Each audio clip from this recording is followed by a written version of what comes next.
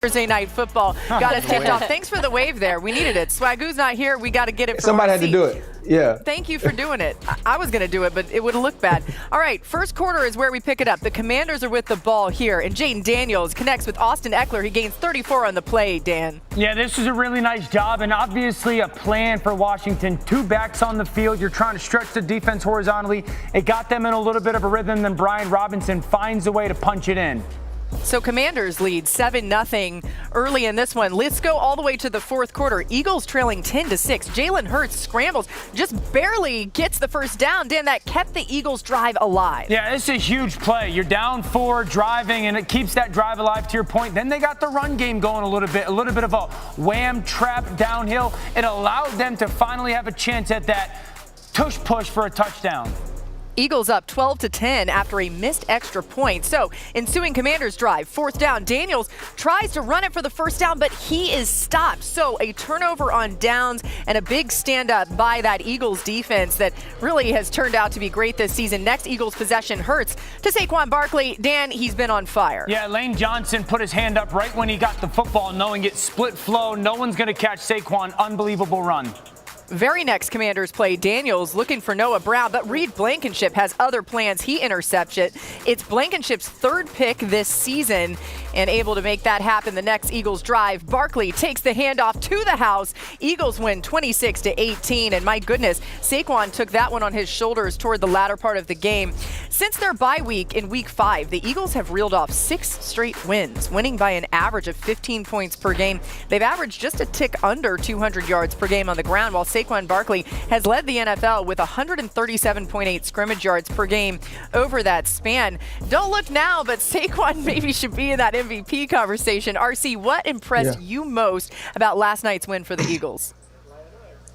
You know what? I know I'm supposed to come on here and wax poetic about what Saquon Barkley has been doing, and he's been absolutely phenomenal. But to me, it's the young defensive stars of the Philadelphia Eagles adjusting to Vic Fangio's defense and becoming really, really good players. Think about the stops that we've seen since Cooper DeJean and Quinyon Mitchell have been on the back end of that secondary. Jalen Carter now ascending to become one of the premier interior defensive linemen in all of football. And also Nakobe Dean along with Zach Bond forming a very formidable duo at the linebacker position, and obviously Sweat and Nolan Smith off the end. There's so many players that you can now speak to by name that have made plays for this defense as this season has gone along. And we know what we're going to get from AJ and Devontae and Dallas, obviously Jalen and Saquon, but now you're having some of those marquee names play on the defensive side of the ball, all drafted by Howie Roseman, all developed by the Philadelphia Eagles, and paying dividends for this team right now.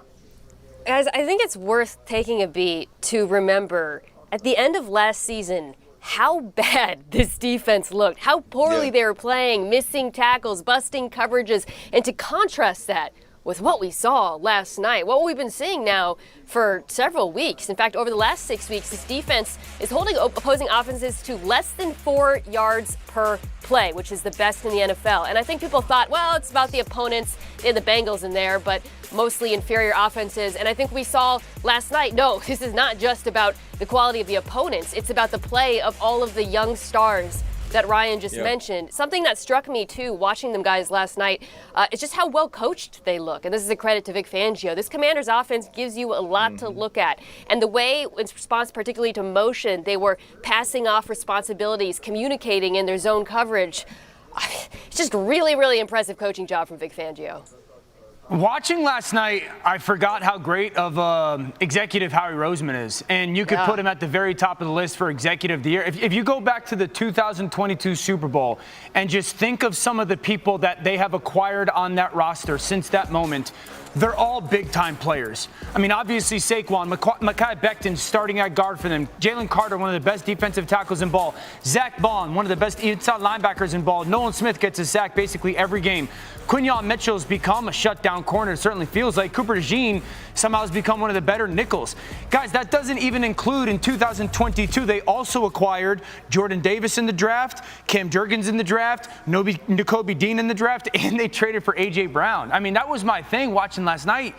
I feel like I sometimes forget how loaded of a football team this is roster-wise. We've seen the depth be challenged this year, and Howie Roseman's got to be at the top of the list or very near to Executive of the Year. This football team's fantastic talent-wise. And also, to Mina's point, though, they did add Cooper, you add Quinyon, and obviously Saquon is huge for the offensive side of the football. But a lot of these players were here last year, and this was a different football team. You have to give credit to Kellen Moore and Vic Fangio for the way that they've coached on both sides of the football. Okay, last night is not the only marquee matchup of this weekend. It's a great weekend on the NFL slate. How about the undefeated Chiefs heading to Buffalo on Sunday? The Bills' defense ranks top 10 in the NFL in both pressures and pass rush wins, while forcing the second most turnovers in the league. The unit, however, has its hands full this week against Patrick Mahomes, who has produced the fourth highest QBR when pressured this season. That Bills' defense has been dealing with injuries, too. They find a way to step up no matter what. Dan,